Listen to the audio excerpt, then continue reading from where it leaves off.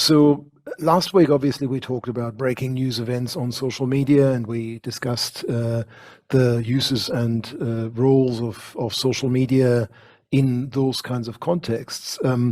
Today, we're looking at the other side of the story, what happens outside of those breaking news events, outside of those acute, special moments of heightened attention. We're looking instead at everyday news sharing practices, at what I've called their random acts of gatewatching.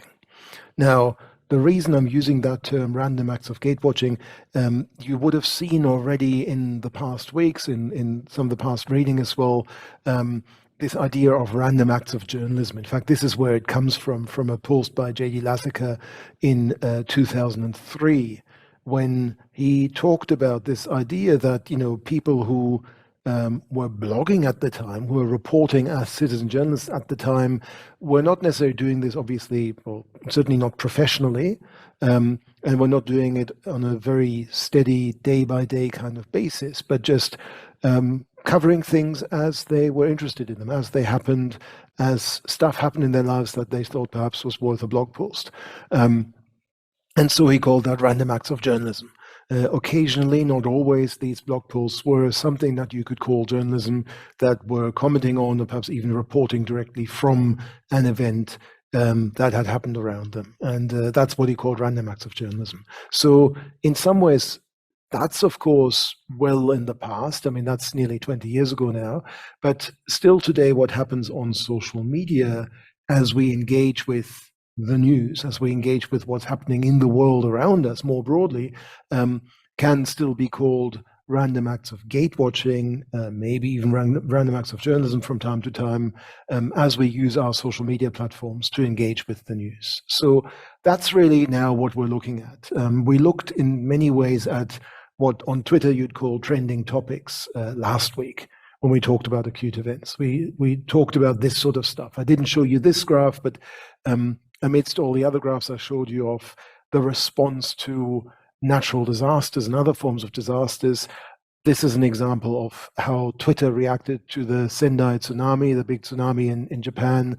And as you see there, very quickly, the volume jumped up to well more than 140,000 tweets per hour at that point. And in fact, to the point where it looks like we saw a kind of a breakdown in Twitter itself, and that's responsible for that lack of data for a time in that early phase. And you see how that then gradually declined over the course of a day or so, but still produced, quite a substantial amount of tweets for days and weeks to come, of course, including a big spike there for another aftershock. So that's a typical kind of breaking news event. Something happens in the world and people respond to it. People engage with it. People share information, well-informed or less well-informed information and thoughts and feelings about it. That's how we react these days to breaking news events, not just on Twitter, of course. But what I'm interested in today is actually the other side of this, when nothing particularly extraordinary happens, and it looks more like this. This is from a data set that we've been gathering now for 10 years of the sharing of links to Australian news sites on Twitter. And what we see there, this is for the course of 2020 and 2021, is the ongoing volume of news sharing that's going on. So over this period of time, more than 7 million tweets have linked to the ABC, which is our public broadcaster in Australia.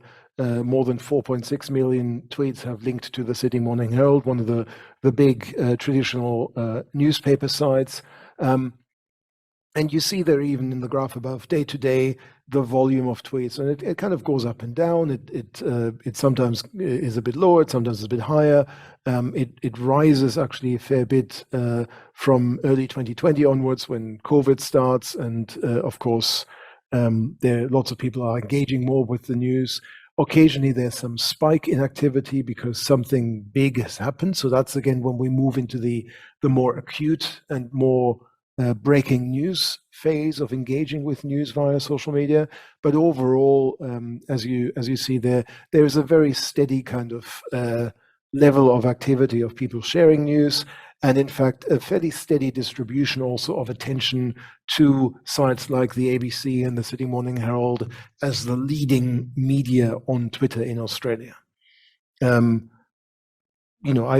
can show you this also in a much longer term kind of perspective. This is from 2016, from the start of 2017 to the end of 21, and that's now volume per month. So you see there again the volume of activity. In fact, the average volume per month of tweets overall to all of these sites combined is above 1 million tweets per month, linking to any Australian news sites. And again, you see there some spikes. You see there a spike that's sort of at the start of 2020. That's, for instance, when there is a big bushfire crisis in Australia in our summer. And of course, there is a very significantly heightened media attention that takes place at that point. If you look really closely, and I don't need you to so much, but you see, in fact, that there is some shift even in attention, that some sites that were important early on, for instance, the Australian, which is the sort of the dark green line, really starts to disappear in being shared, partly because it implements a much stricter firewall, or paywall rather. So it gets harder for people on Twitter to share the Australian because they simply can't get to Australian content anymore. So these kinds of paywalls where you have to become a member first, you have to pay for membership first before you can access the data, actually undermine the sharing of links to these sites. And there's others that grow over time that come along and become much more visible over time. So there's a give and take. There's a shift between these sites as the market changes and attention shifts from one to another. But that's really the ongoing day-to-day, month-to-month, year-to-year sharing of links, in this case to Australian news sites. I could show you the same probably for Switzerland, for Germany, for Austria, for other countries. And again, you'd see a kind of a steady baseline volume of news sharing day-to-day, interrupted by the occasional blip of heightened attention because something's happened. And in fact, also the occasional low in sharing that happens, for instance, around the Christmas holiday period, quite regularly in Australia. And on Facebook, well, it kind of probably would look something similar, but it's a little bit more complicated, largely because while I could gather this kind of information for Twitter reasonably easily, on Facebook, that's just not possible. Facebook makes it very difficult to gather comprehensive, reliable data on what happens on its platform. It's quite secretive in that respect. It says it's doing that to protect user privacy, but really it's more because it doesn't really like outside researchers investigating what exactly happens, what kind of content really is shared on Facebook. So what I can show you is something that looks like this. And again, you see there, a kind of a steady volume of activity, and you see that there is a very significant rise in activity from the early 2000s onwards, or really from the mid-19s onwards, and then on from there. In this case, the rise in activity is almost entirely because that light blue area appears. That's 7 News. That's one of the major commercial TV stations, which at that point gets very active in setting up Facebook pages for its various regional news broadcasts and generates a very large audience around those on Facebook. And there is a big drop in 2021, in early 2021, and that's because that's that point which I mentioned, I think, in the first week when Facebook just bans the sharing of news in Australia altogether. So in that month, the volume of sharing overall drops very, very significantly, obviously, because there's just more than a week when content just couldn't be shared within that. So that's Facebook, but the problem here is that the volume is not reliable because on Facebook, we simply can only gather data for public pages and groups. And even there, it's probably not complete. We simply, as researchers, cannot see what's being shared on personal profiles or on non-public pages and groups. And of course, the vast majority of activity on Facebook happens on everyone's personal profile. So we'd love to see what everyone else is sharing. We don't even want to know who's sharing what, but just getting an idea of the full volume of sharing of news content on Facebook would be very interesting to see, and see how it compares, for instance, with Twitter. But we simply can't get this for Australia or for anywhere else. So that's one of the limitations of this kind of data gathering. But even so, even with those limitations, and certainly where we have the data for Twitter and other platforms, one thing is very clear: there is a very substantial volume of day-to-day sharing of news and news-related content on these social media platforms, constantly going on. In fact, if you think about your own practices, everyone really does it. We all do this. When we come across some interesting bit of news, we're quite likely to share it with our social networks. That's just what we do. And what that enables is serendipity. And if that's not a term that you're familiar with, it's essentially accidental, random discovery of content that we were not otherwise aware of. If I'm following someone on Twitter, if I'm friends with someone on Facebook, and they share a piece of news, then it's quite likely that I will see it as well. Whether I knew about this piece of news already or not, whether I was particularly looking for that piece of news or not, at some point I'll probably come across it. And of course, particularly if enough people in my network share it more or less at the same time, or within the same time frame, then eventually it's very likely that I will come across that piece of news without even actively looking for it. That's serendipity. That's the power of randomness. That's essentially why I've started out with this idea of random acts of gatewatching, because of course, if we're sharing something that we've seen somewhere else, that again is an act of gatewatching. I've somehow come across this piece of content. I might have seen it on a news site I visited, or somewhere else where I've come across it. So I've been gatewatching essentially, and this piece of content that I've identified through that process, I'm now sharing with my followers. So that's a random act of gatewatching that I've just performed. And of course, this serendipity is not quite evenly distributed, but it might again come into play, particularly for those groups of us who are especially active on social media, or especially active online, and specifically on social media. And as you know, again, from the week one lecture, that's particularly likely to be younger users. Again, this is the graph I showed in week one of the percentage of news users who got their news, whose main source of news was online media there, particularly on the left, or social media, the next set of numbers there. So younger users in the sort of 18 to 44 age range or so not even particularly young anymore. They're the ones who are most likely to get their news from online and from social media, and they're therefore probably also the ones who are most active in sharing the news that they come across with their own social networks via social media. And remember, this is data from 2017. Things would have developed even further from there. So this is what I mean by serendipity. This is what I mean by random acts of gatewatching in the first place. We all kind of do it all the time. Some of us more actively than others. Some of us perhaps more in a more organized and more habitual way than others, but we all kind of do it at least every once in a while. And if you think about your own social media practices, if you scroll back over your own activities on wherever you are, Facebook, Twitter, TikTok, anywhere, you'll see that from time to time you actually do this as well, I think. And so as we think about this, in some ways then social media become a kind of an ambient space, an always-on space where we might occasionally see news content coming through. And there's a few different ways of approaching this. Kate Crawford has written about the idea of social media putting us in a listening position.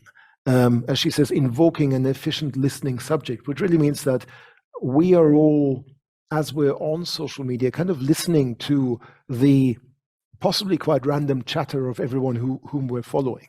the people we're friends with on Facebook, the people we follow on Twitter, and so on. So we're kind of listening in to their conversations. We might not be actively part of them in terms of contributing content, but we're kind of engaging with this, and we are, we're kind of seeing what they post, and sometimes we might find it interesting. We might click on the links. We might be informed by what we're seeing, and that's then the fundamental practice that enables serendipitous news discovery.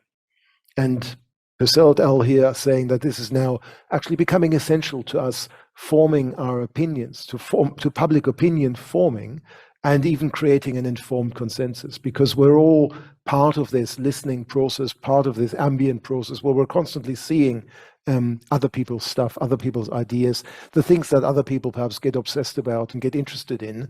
And that's an invitation for us to become interested in them as well. And so Alfred Hermida and his colleagues have written about Twitter particularly, but this really applies to other social media platforms too, as a social awareness system that delivers, again, a fairly fragmented kind of random mix of information, enlightenment, entertainment, engagement from a range of sources, because all of the people that we're following are likely to draw on different sets of sources. So it brings together all of this different input.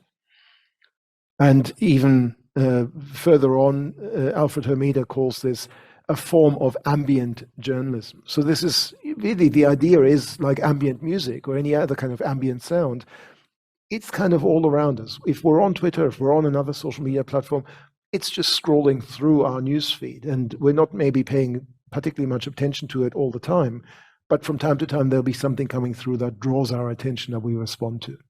And of course, again, this is not entirely random, because the feeds, the news feeds that we see are the ones that we've created by subscribing to people that we follow, making friends with particular people. So we're personalizing these social news streams that we receive by following people whom we find interesting or entertaining or whatever else it might be.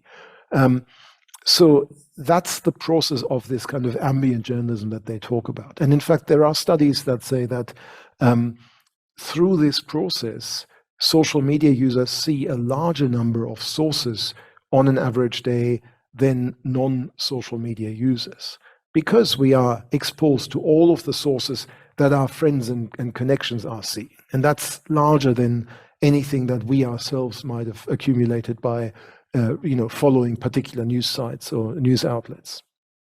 So that's the ambient news discovery process. And that ultimately is, again, not simply random, but it's structured by who we follow. And who we follow, we can actually identify to an extent, at least again for Twitter. This is work that we did in 2016 at QUT, where we've mapped the Australian Twitter sphere, the follower networks in the Australian Twitter sphere. So each little dot on this map is one of the around 4 million Australian Twitter accounts that we identified. And we've looked at who follows whom, how they're connected with each other. And we see that there are clusters in this network. There are particularly closely connected groups of activity in this network. So you see there, for instance, there's a cluster here that's around teen culture. And these are a very distinct set of accounts, mainly by people in their teens or people who were in their teens in 2016 when we did this, who are following their favorite bands and their favorite news outlets, media outlets, and so on, and are largely, presumably, therefore, serendipitously informed about what's happening in teen culture. And that's connected also to celebrities and more widely to popular forms of entertainment, popular music, TV, and so on. There's a cluster there that's also about sports, for instance. And that's, again, people who maybe follow sports people, sports news outlets, various teams and individuals and so on, of course. And that, even when you look at it closer, subdivides into different types of sports as well, from horse racing to cycling, with various forms of football in between and so on. And then there in the top left-hand corner, we've got a whole bunch of political themes. There's politics in general, there's progressive politics, there's the politics of the hard right, it kind of radiates out into news and more generic kind of accounts as well. So not just political news, but more generic news. There's activism there. There's a bunch of other topics that are sort of broadly in this. It then goes down into arts and culture and other areas as well. I'm not going to go through all of these, but essentially, depending on where you are in any one of these spaces, you would see a different selection of news, a different selection of content that is perhaps most visible. So that's how we personalize the kinds of news feeds that we see. However, and we'll get back to that in the week when we deal with filter bubbles and echo chambers, very few of these spaces are entirely disconnected from the rest of the network. So also wherever you are in this network, it's still quite likely that you will be seeing some generic news updates from the general generic news sites that a lot of people, or news accounts that a lot of people are following.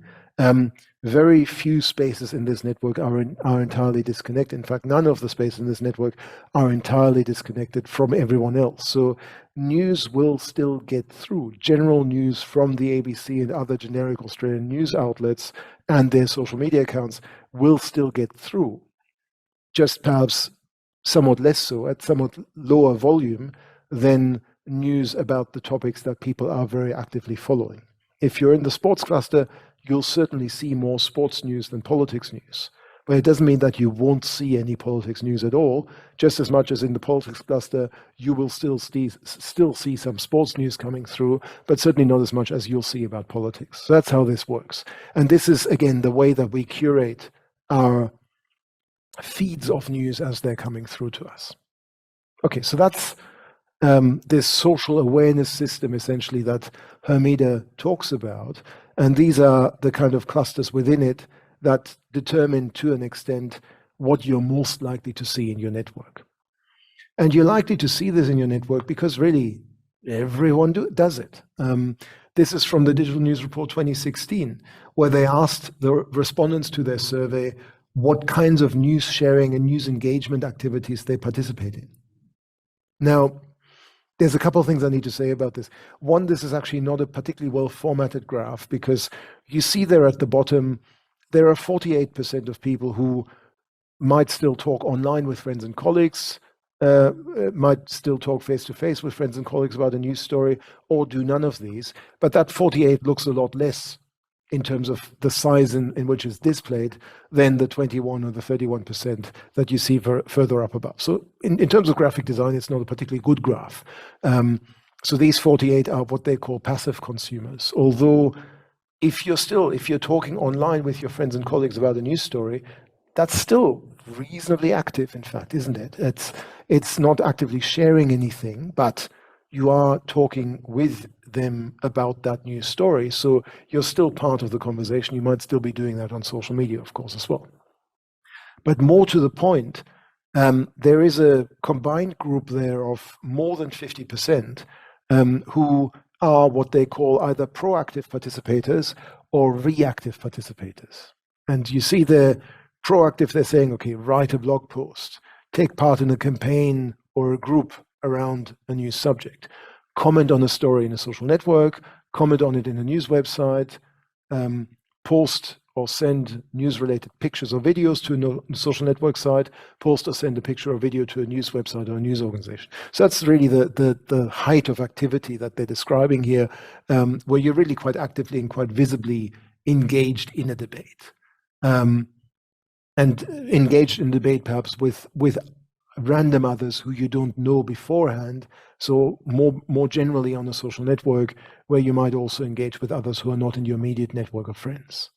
And then there's another 20% of what they call reactive participators, who share a news story via a social network, who share it via email, who rate, like, or favorite a news story, or who participate in online polls as well on a news site or social network. So that's a little bit more reactive, as they're saying, not initiating engagement, not selecting something to share, but still engaging in some form. Now, we can categorize these activities in different ways. Again, some of what's there in passive consumer actually still seems quite active to me as well, but that's not really the point. The point here is to say that, at least by this particular distinction in proactive, reactive, and passive, more than half of the people who engaged, of the representative sample who engaged in the digital news report in 2016 in each of these countries, were participating in some form in news coverage, were sharing, were engaging essentially in some form of gate watching, I would say. And this is 2016. So since then, it's quite likely that these percentages would have grown even further. So that's the baseline of participation that we're talking about. And that's really, again, why I talk about random acts of gate watching, because so many people do this now, and certainly did it in 2016, and even more perhaps are doing it now. And in fact, we might now go to the point of not just saying this is random acts of gate watching, but quite possibly these are habitual acts of gate watching. All of us are doing it all of the time, not with every story, of course, but with the stories that we're interested in, to a point where perhaps we don't even think about it anymore. We're not just randomly picking out stories, but whenever we see something that is relevant to us and that we think might be relevant to the people whom we follow or who follow us on social media, we might share it on Facebook, retweet it on Twitter, and so on, and just pass it on, and maybe even pass it on via email or other platforms as well, move it from one platform to another as well. So I might see it on Twitter and then I'll pass it along on WhatsApp or something like that too. So this has really become more than just random. It's a habit. It's habitual for so many of us. We're all doing it all the time. In fact, I can demonstrate, or I can illustrate the way that we're doing it all the time with this admittedly slightly ugly looking graph. Here we've looked at quite a large number of news stories from ABC News, the main Australian public broadcaster, and we've looked here at how quickly, in terms of minutes, these stories take to reach the full amount of visibility that they had after 2 days. So if you take a news story on Twitter and you look after 2 days, well, how many people have shared it? Here we're then looking at how quickly they get to that number of shares. And we see that, well, there's some stories there that distribute very, very quickly. They might be absolute breaking news stories. They might perhaps also be quite short-lived. We see that there are some stories, they're kind of sleeper stories. They take quite a long time to reach the 100%. But somewhere in the middle there are the stories that are kind of the normal curve of distribution. As you see, that's sort of going up like this. And they reach 50% or so of their distribution within about 400 minutes or after their first tweet. So that's what? That's 6-7 hours or so, I guess. Within six or 7 hours after they were first posted, they've reached already 50% of the audience that they're going to reach on Twitter. And these audiences are sometimes very, very large, in the tens and hundreds of thousands of tweets linking to these stories. So what I'm trying to show with this essentially is not so much the particular speed here itself, but that for each of these stories, there's been a dissemination on Twitter. Each of these colored lines that represents one story, it's been disseminated on Twitter. Some faster, some slower, but they all reach their audience on Twitter, and often quite quickly. And the same is true also for other social media platforms, of course. So this is, again, an illustration of the habitual sharing that we now engage in. This, absolute habit of, hey, something's happened, let's share it. And so that's also the experience of the people who receive what we're sharing. So here in a survey or in an interview by the Pew Research Center, one of their respondents said, yeah, on Facebook, news is kind of just something that happens. You don't have to look for news on Facebook. It just happens. Someone will just share stuff as something happens in the world, as some interesting new article comes out. Well, yeah, just happens. And that's how a lot of people now experience the news via social media. It's always kind of there in your feed, whether you want it or not. Even perhaps if you don't want it, it's still there anyway. You can hardly even do something about it. News will just appear in your feed as stuff happens, and well beyond the kind of breaking news points. And of course, that also means that really we can use our own personal networks. We can collect the people whom we want to follow as a way of filtering the news. So we can follow a whole bunch of interesting people who we think have their finger on the pulse, have perhaps particular interest in specific areas of the news. And if we follow them, then they're filtering the news for us. They're curating the news for us. And that means we don't have to rely on a single professional journalist or news organization to do it for us. We can just follow a whole bunch of our friends and contacts, and they will tell us what's going on in the world, rather than just following the ABC or following, the New York Times or anyone else, and having them tell us what's fit to print, what's fit to let us know about. And in fact, this is really at the core of this idea of personal publics that Jan Schmidt's written about. And he says these are one of the most important characteristics of the social web. The personal public is the collection of people you've got around you on your social media platforms, the people who you're friends with on Facebook, who you're following on Twitter. That's your personal public, and who follow you, of course, as well. And we can use, again, that personal public that we've accumulated around us in whatever way, with whatever choices we've made in terms of who we want to follow. We can use that to filter the news for us. And if you create an interesting personal public, you'll get an interesting feed of news coming through to you as well. And in fact, if we're then also having that personal public in mind as the audience for what we're sharing, then we can also become news curators for them.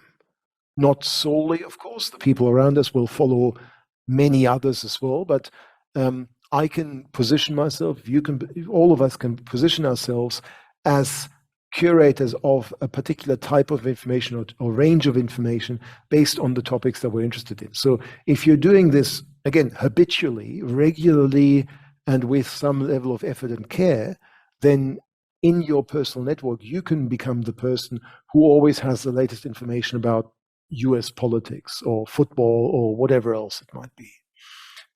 So you can be that person who's got their finger on the pulse and whom people end up following because of what you're sharing. And that's ultimately, of course, also the road to becoming an influencer, perhaps, in that space. Not everyone does that, not everyone gets to that level, but that's also how a lot of that ends up starting. And so, yeah, that's really what happens then. It's not just a one-way process anymore. We might be both sharing and seeking information at the same time. We might be curating someone else's newsfeed or contributing to the curation of someone else's newsfeed by sharing certain things deliberately that we find interesting, but at the same time, we're also benefiting from others who are doing the same. And that facilitates, as Avery Holden and others are saying here, a gathering and sorting of information. So that's really the process that we're talking about. And in some ways, of course, if you ask about why are people doing this, well, think of why you are doing it yourselves when you're doing it. And ultimately, it's probably a mix of motivations. There might be intrinsic motivations. I just find it interesting and I like doing it. And I found this new piece of news interesting, so that's why I'm sharing it. But there might also be altruistic motivations that basically say, well, yeah, I think this is going to be interesting for the people who follow me, for the people I'm connected with. So it's both, for me, I get maybe some satisfaction out of seeing the news and sharing the news, but it might also be, I think it's benefiting the people around me, and I'm kind of just giving back to everyone whose curation I'm benefiting from in doing this as well. So that's the overall kind of logic of this news sharing and perhaps the motivations behind it. And of course, this is now also very much encouraged and supported by news organizations themselves, some more than others. Again, I've talked briefly there about the Australian who's hiding all of its content behind a paywall.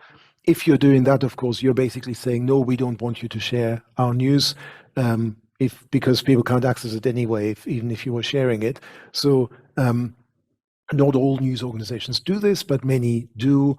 This is an excerpt here from the Australian Broadcasting Corporation, the ABC, again, our public broadcaster in Australia.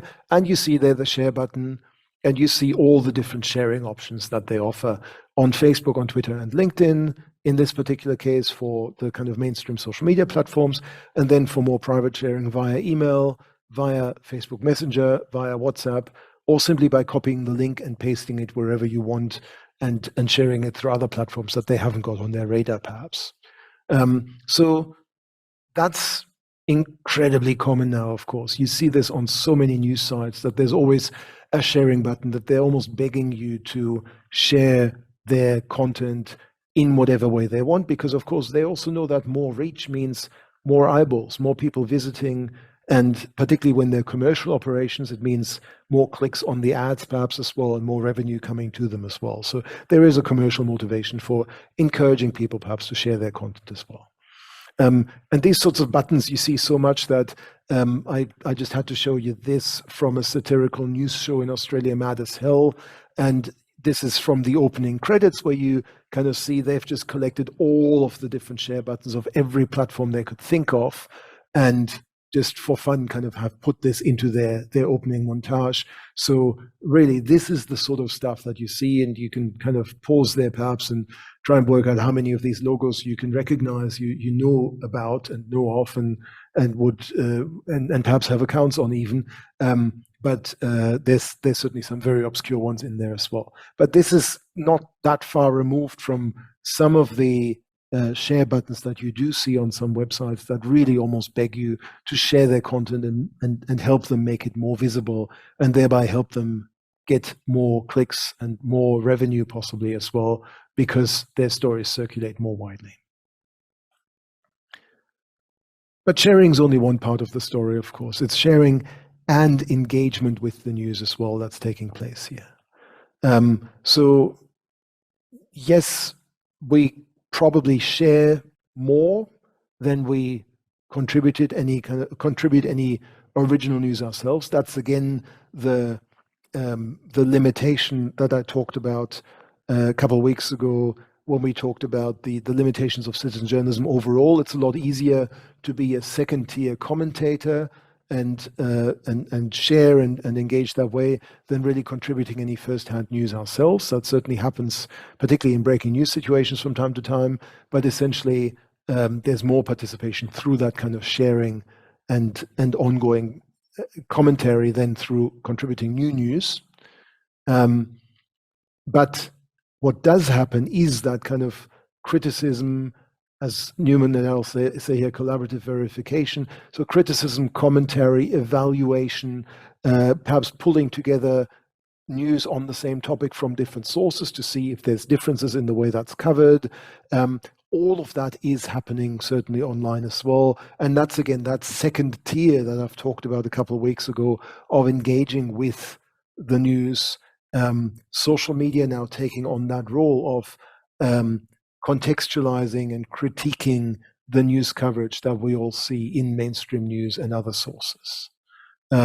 So, you know, this really involves, of course, news outlets, but it can also involve all sorts of other sources of first-hand information, experts, researchers, policymakers, politicians, anyone else who's involved in a particular news story. We might now gather public affairs content from, and all of that is then pooled together on social media platforms where particular issues are being discussed. So you think of, I mean, you can think of this obviously also in the context of breaking news stories, where something might happen and then people are posting more and more links to additional information that explains what's going on. But this happens in the day-to-day just as much, where we might have a debate about some policy issue or something, and people are sharing all the different pros and cons as pulled together from news stories, from experts, from activists, from commentators, and so on, to continue the debate about this particular policy measure.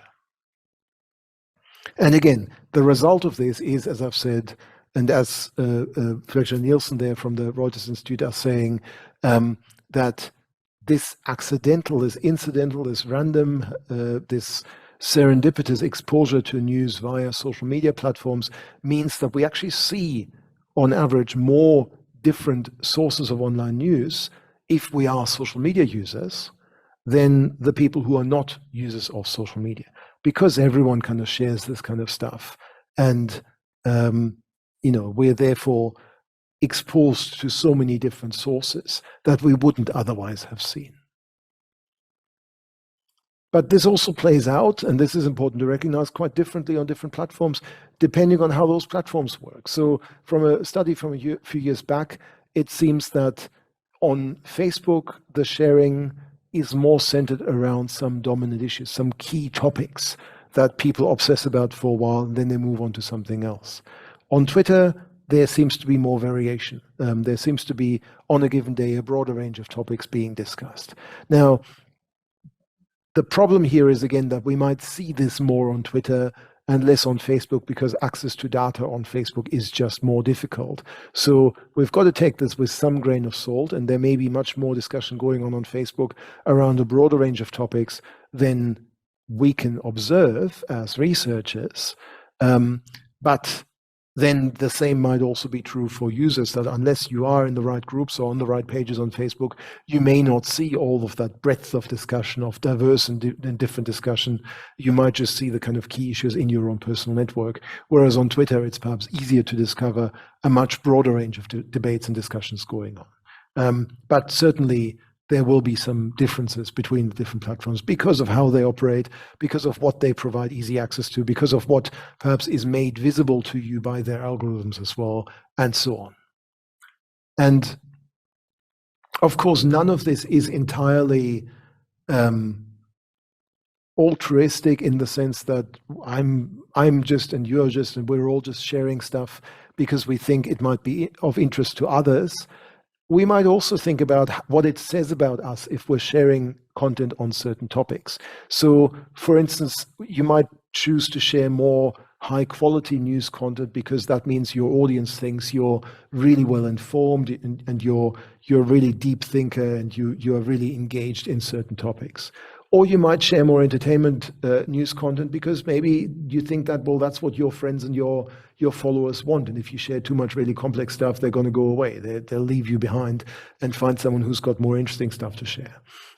But whatever it is that's going on there, the point is we have an audience in mind, an imagined audience of friends, of peers, of followers in mind as we're posting on social media, whether we're sharing news or doing anything else. And of course, to a certain extent, we perform to that audience.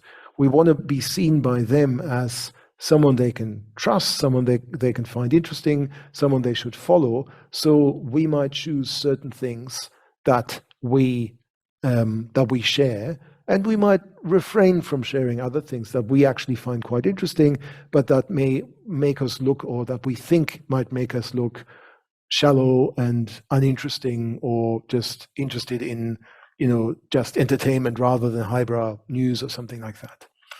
So what we share is not simply purely a representation of our interests, but also of what we think our audience's interests are. And of course, increasingly too, we can actually follow that, and we can measure what our audience's interests are and what our audiences on social media respond to. So there could be a feedback loop here as well. This is, just a random screenshot of my Twitter stats from mid-September. And so I can see here, if someone mentions me, what kind of response I'm getting, how often I've tweeted, how many impressions I got from my tweets, what tweets were particularly important and generated a lot of engagement, and what tweets didn't. Whether I've gained or lost followers, and all of these sorts of things. And of course, all of you can do this on Twitter, on Facebook, anywhere else. There are plenty of tools often built into the platform like this is for looking at your stats, looking at your quantitative performance on these platforms. And depending on who you are and how much you're focused on having a large and important audience, or being important yourself on these platforms, you may or may not pay a great deal of attention to this, and perhaps even try and optimize these kinds of stats. So maybe increasingly you're performing to these stats. You're trying to attract followers, you're trying to become an influencer, you're trying to post more of the kind of content that you think will generate engagement. That's up to you, of course. Some people do this more than others, but that's that's also a possibility, that we are quantifying our activities on social media in order to boost our stats. And that then could lead to, well, some form of reinforcing spirals, essentially. Now, you've probably, I'm guessing, heard of this idea of the spiral of silence, which is now quite an old concept in communication research by Elisabeth Müller-Neumann from, in fact, the 1970s, and so very much predating social media.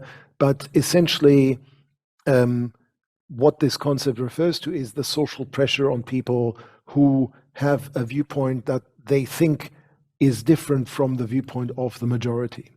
So if you perceive that public opinion overall goes in one direction and you've got an alternative view, then you may choose not to express that alternative view because you know you'll be criticized, or people will see you as an outsider or as different or in some form an aberration from the norm. So you may choose not to express that minority viewpoint. Of course, if you're not expressing that minority viewpoint and others also don't do this, that just ends up meaning that the prevailing public opinion is even more visible and those minority viewpoints are even less visible. So the next person might be even less willing to express their minority viewpoint because they didn't see you and they didn't see anyone else express the minority viewpoint before. So it becomes harder and harder for people to express those minority views. And so it spirals down further and further to possibly silence. So that essentially no one with an alternative point of view chooses to speak out anymore because they all now fear that they're the only one with that kind of point of view. So that's the spiral of silence. That's peer pressure, essentially, more and more undermining the expression of minority viewpoints. There is kind of the opposite there as well, and I've kind of just really reversed that image, to be honest, here, because it's also possible that it goes in the other direction, and it's kind of a spiral of noise, essentially, where people think that people who express their divergent point of view in a particular community might get reinforcement, might get support, might be cheered on by others who think that way, to a point where they think, oh, well, if I say this more, if I become more extreme in what I'm saying, then perhaps that will give me more enforcement and make me feel even more like I'm part of this particular community. So that might happen in, let's say an anti-vaxxer community on Facebook, where if you begin by saying, well, I don't really trust vaccines, I'm not sure, I might not take the COVID vaccine, and then others say, oh, yes, I agree with that, and yeah, we can't trust them, and then you might become even more extreme and kind of say, well, and we must shut down all the COVID vaccination stations, and we must attack the people who are vaccinating people and who are getting vaccinated and so on. And so it might become more and more extreme and even lead to violence in the end. So that's more a spiral of noise, if you like, that might start to happen in a particular online community as well. So that kind of sense of reinforcement, whether of silence or of noise, might also, of course, start to happen if you choose a particular network that you're connected with and you constantly see your peers expressing particular points of view. Then because you want to be on good terms with your peers, you might adapt your views and your expression particularly as well, more and more to what your peers are saying and what you think they're thinking, what you think they might want to hear from you as well. So both of these are in theory possible, and that's certainly part of the problem of social media performing to this imagined audience, not just, of course, in what we're sharing, what news, what content we're sharing, but also more broadly in what we're saying. So what all of that means ultimately is that this kind of process of sharing news and engaging with news on social media is not simply democratic, where everyone gets to have a say and everyone's say is equally important, but it is more demotic. And I'll get back to that term in a little bit to explain what I mean by that. So contrary to some of the very early, very highly optimistic and utopian views of social media as an antidote to the journalism where only a handful of elites get a say, and where it was thought that social media was sort of the place where everyone gets a say and we can really work out what's right and what's wrong. That's not really how social media work, because we're not simply all saying what we think.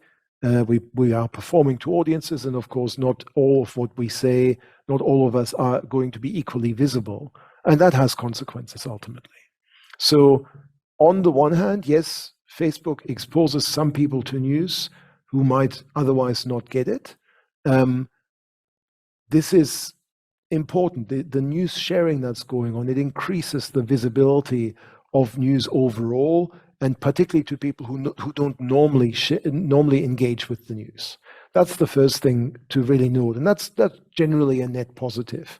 This serendipitous, random news discovery process that sharing content on social media initiates means that there's more news circulating, there's more diverse news circulating, and that reaches people who might not otherwise get it. In fact, as research from the Reuters Institute has found, social news discovery, this kind of serendipitous news that's being spread, reaches different demographics particularly much. Not just young people, not just young audiences who generally have a lot less interest in the news, but also people from disadvantaged groups, from minority groups, and particularly also, it seems, female users. There is generally in society a fairly significant discrepancy between new interest in the news between men and women. And this kind of serendipitous news discovery via social media, to some extent, actually is a counterweight to this, because women are just as active, maybe even on some platforms more active than men on social media. And serendipitous news discovery therefore reaches them on these social media platforms in a significant way as well. And for some women, this is the main channel through which news on general topics in the world actually reaches them, because they are less likely to be particularly engaged users of news websites or other forms of news content. So in that sense, it's a very important mechanism for distributing news to groups that would not otherwise see news coverage. And again, this on sharing as well is of course very significant in the further dissemination of news. So 2/3, as the Pew Research Center found, of people who get news on Facebook then pass along that news to their Facebook friends and to friends of their friends and friends of their friends. So second, third, or even 20th hand. And receive it in that process as well. So in many cases, it's not simply that it comes from a news organization and is then shared with others, but it comes from a news organization, someone shares it, someone else shares it from them, someone else shares it from them. And so that's really how news now reaches large audiences, and again, audiences that would not otherwise have encountered the news in the same way. So that's I think a net positive in a sense. It helps news disseminate across the internet to communities that would not otherwise see it. But of course, again, not everyone's equal in that on-sharing process. Some people are becoming influential in these networks because of their activity. Some of them are the traditional journalistic professionals and elites, news correspondents, columnists, and other professional news workers, because they are, of course, already quite likely to share news content and to share on news content and so on. They are now also gaining authority in social networks, and through authority are gaining influence on social networks, because they are kind of there 24/7 sharing news via their social networks as well. And they are becoming, as they say, their network nodes who gain audiences on social media, not necessarily because they work for a particular outlet or company, but they become in some ways their own news brands. People follow them for who they are, rather than because they work for a particular news organization. That's something we'll get back to again also in a couple of weeks' time when we talk about the responses by journalists to the increasing role that social media now play within this whole process. So to illustrate that, here's a fairly old study now. This is now 10 years old, of the Austrian political Twitter sphere by Julian Außerhofer and Axel Mayrieder. And here we're already seeing, you might, if you're familiar with Australian media and politics, there's a few names that you might just be able to make out that are journalists as well in this space. And there is in fact a whole sub-network that they've identified of professionals in the news industry, as opposed to activists, as opposed to marketers, as opposed to ordinary citizens. And some of these are really the most influential nodes in the network, are involved as a starting point. So this is the rise of what they call niche authorities, who are influential in the network, and some of them are journalists and others who are kind of adjacent to journalism and are maybe early adopters, maybe have become through some activities in sharing news and engaging with news online, who have become particularly visible in this process. So that is also possible. Journalists are not excluded from all of this. Some journalists and some news professionals become quite central as news sharers on social media as well, of course.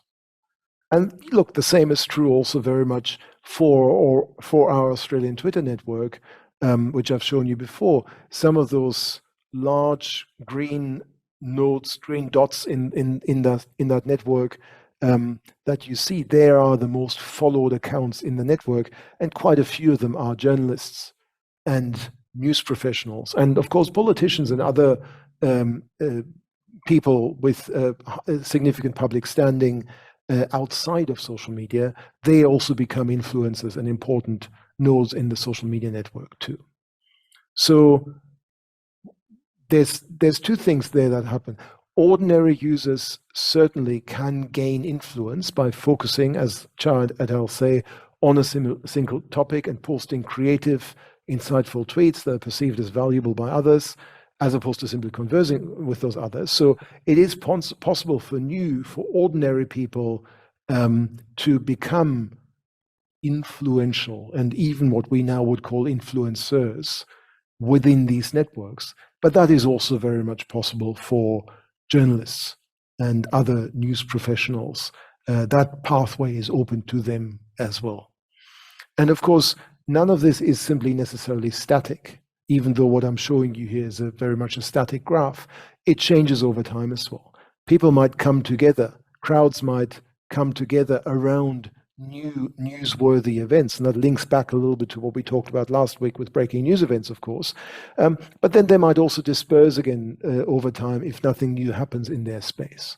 So what I'm trying to say with all of this is that this isn't simply a flat democratic space where everyone's voice is equal, but influencers almost always emerge from the crowd because of their sustained, ongoing, regular, habitual participation and their habitual news sharing, their focused sharing of news on particular topics that the people around them find interesting.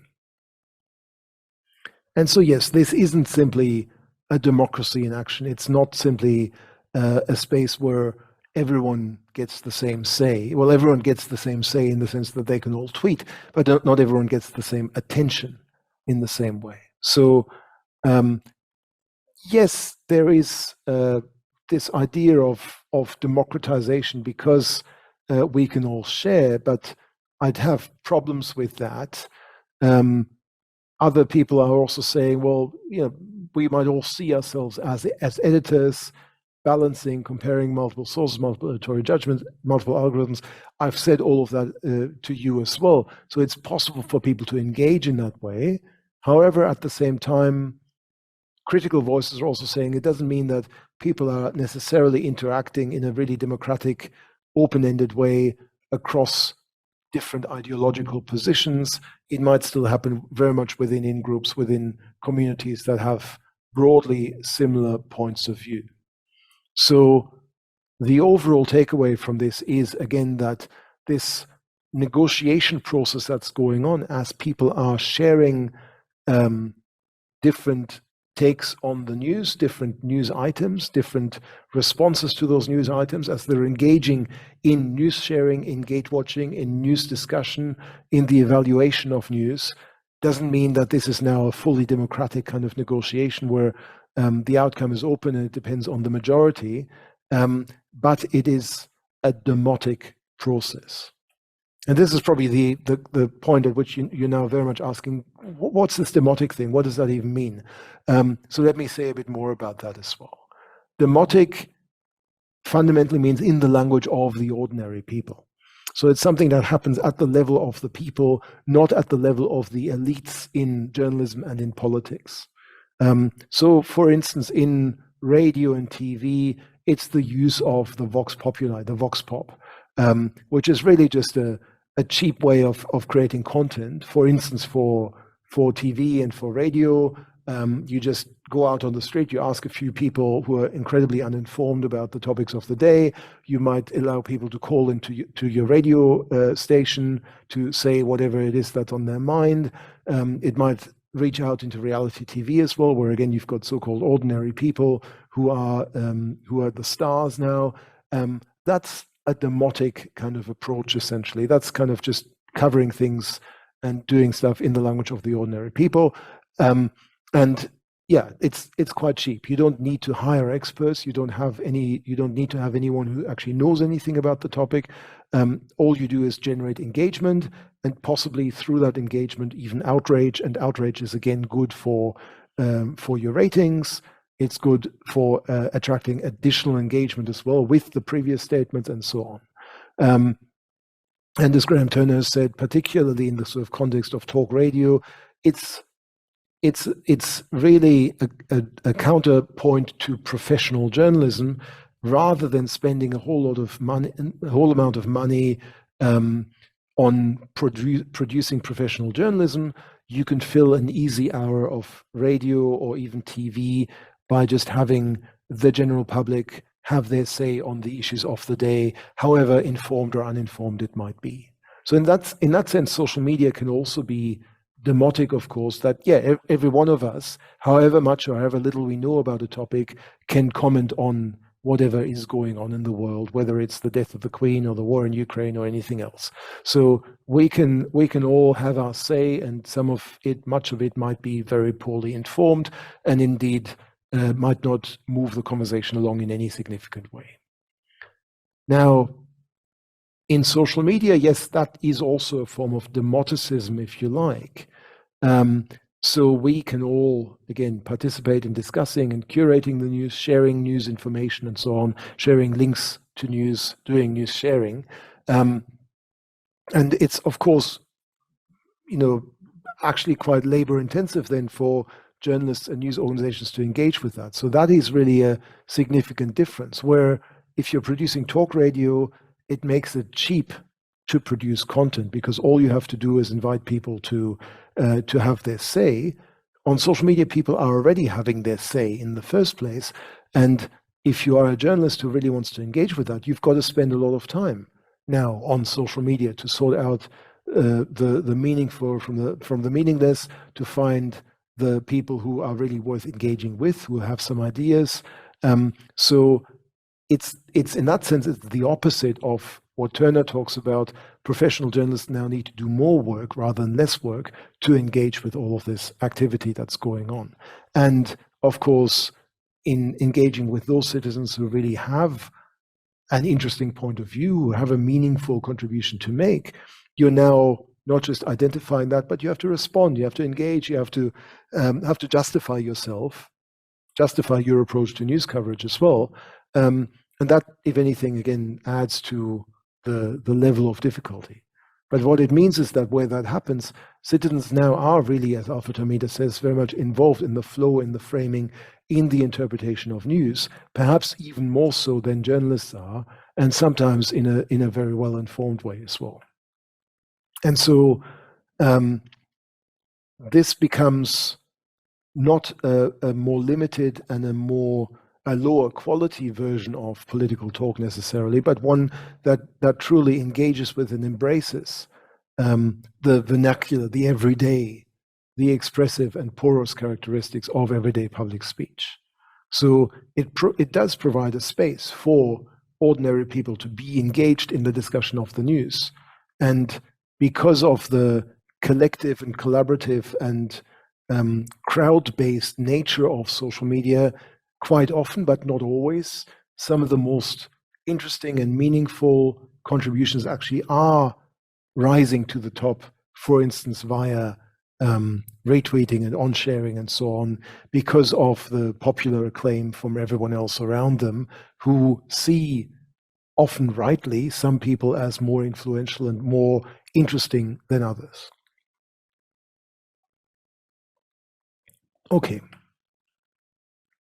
So putting all of that together then and summing up some of these observations, what's happening then as journalism and social media come together in a more or less organized collision, as journalists are getting active on social media, as journalistic content circulates in and on social media platforms, as we as users are getting involved in engaging with journalism via social media as well, having us say, doing the gate watching, doing the commentary, doing the curation, and all of that as well. Well, in the first place, this is still not the only place where journalism takes place. So we now have, as Andrew Chadwick and his colleagues are saying, kind of a hybrid system that includes both older legacy media, the websites, and even print and TV of traditional media forms, but also these newer media spaces like social media. And particularly within social media, this is where journalists, and audiences encounter each other much more directly than anywhere before. And they meet on uncommon ground, as Wiebke Losen and Jan Schmidt are saying here. And what they really mean is this is not a space that either of us own, either of us are in control of. The ground that we're on, the social media platforms that we're on, are operated by third parties, by other companies, by platform providers, by Facebook, by Twitter, and everyone else. So we as audiences don't control that space, but neither do the journalists and the news organizations. So we're both almost there as guests, and we're coming together there, and we both have to live by the rules of the space. So neither of us immediately has the upper hand, has control of the space, and that means that we as audiences have the ability, the power, the freedom to engage with the news, to critique, to comment, to reject, to correct, to query and question the news coverage. And journalists themselves too, they can certainly share their own content. They can dismiss or respond to what we as audiences have to say to them about their content. But if they're there, they can't just ignore us so easily. So it's a space where we come together on a level playing field in many ways. And that creates, as Christoph Neuberger has said, spontaneously emerging encounter publics. So spaces where journalists, experts, politicians, audiences, activists, and all the other stakeholders in a particular issue come together and sometimes genuinely debate with each other how to understand a particular news event or news topic or political issue without any one of them being able to say, well, this is my space, it's my newspaper, so here I'm setting the tone, I'm setting the agenda. No one is able to do that, but it's a somewhat flatter environment, a more level playing field, as I say, where this starts to happen. And all of this then really circulates, of course, beyond the immediate encounter publics, the immediate spaces where these clashes or these connections occur. It then gets shared across the broader network of social media platforms. And this is perhaps what Jürgen Habermas talks about when he talks about the wild flows of messages outside of the immediate public arena where political issues are debated. but rather this on-sharing, this on-sharing of content via social media, via our personal networks within social media. These are the networks of wild flows of messages, and through which news reaches, again, a potentially much larger audience than it would have just on the websites of news organizations themselves or through their other news products. And so, again, summing a lot of what I've said up here, this then moves us from random acts of journalism that we might all be guilty of from time to time when we engage with a news story, an individual news story in some form via social media, to a much more habitual form of gate watching. So identifying the news stories that we want to engage with, that we want to pass on, that we want to comment on via social media, and news sharing, passing on all of that through our networks to this imagined audience of others that we think we have via our social networks. And again, it's not a democratic process by any means. We don't all have equal voices. Some of us are more influential than others. Some of us have more to say than others. Some of us think we have more to say than others. Some of us have more expertise in the topic than others. So this is not in any way democratic in that sense, that, yeah, we all get to say exactly as much as everyone else, but it is demotic. It is now involving the widespread participation of ordinary people, of all the different stakeholders in a particular issue, on that level playing field of the social media platform. And that in itself, to some extent, can be seen as an advancement over the much more mediated, much more controlled, much more elitist arena of the traditional mediated public sphere that is upheld by legacy media in TV, radio, newspapers, and their websites as well. And so all of that is a form of collective news curation by social media users. As we engage in our various forms, we are curating a news feed together and individually for the people who follow us and who are connected with us. And of course, us in this case also includes journalists and other professionals in media who are doing this just as much as we as ordinary users are doing it.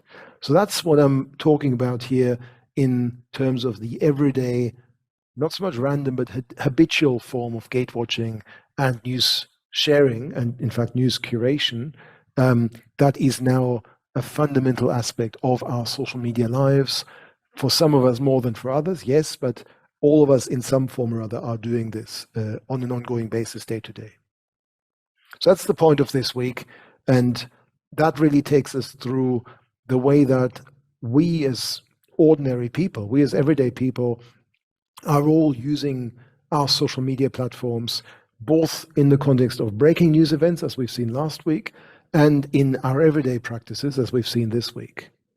Now, next time then, we'll move on to kind of the dark side of some of this news sharing that we haven't talked that much about just yet, and that is fake news, dis, and malinformation.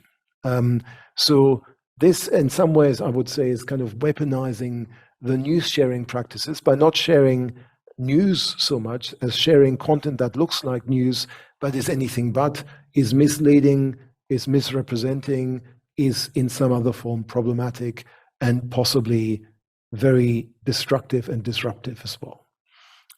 So for that, we're actually moving away for this coming week from the book, the textbook that you're otherwise reading, and we're moving to a piece of work that my colleague Stephen Harrington, Eddie Hercombe, and I did over the last couple of years, as we've dealt with the dissemination of conspiracy theories around COVID and 5G technologies, and you might have seen quite a bit of that kind of conspiracy theory going around yourselves. And in this work, what we've done is to trace essentially how these conspiracy theories started out, where they came from, how they've been disseminated across the internet, and particularly across Facebook and mainstream media, news outlets and what the consequences of that are. So that's one of those areas that when I wrote the textbook that you're working with was not quite as visible and quite as foreseeable as it is now, particularly also given the impact of COVID and conspiracy theories around COVID that we've seen over the last couple of years. So this really brings us very much to an up-to-date kind of moment of conspiracy sharing. All right. Thank you very much, and I'll see you again